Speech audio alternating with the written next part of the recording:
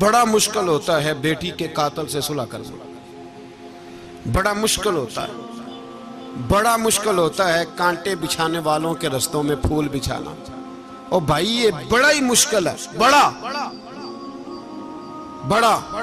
جنہوں نے پتھر برسائے ہوں، مکے سے نکالا ہو، ان کے گلے میں پھولوں کے ہار ڈالنا۔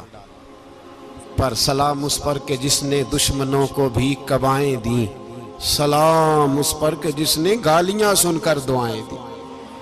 تو حضور نے حلم کا مظاہرہ کیا، تدبر، صبر ایک تدبیر ہے، یہ آپ کو سیاںہ کر دے، جو اللہ نے آپ کو دیا اس پہ راضی رہے، صبر کرے، اور اپنے ارد گرد لوگوں کو دیکھ کے پریشان نہ ہو۔ نبی پاک علیہ السلام نے اپنی امت کو صبر سکھایا، اور ساتھ یہ بھی حکم فرمایا کہ مصیبتیں اور مشکلیں بڑے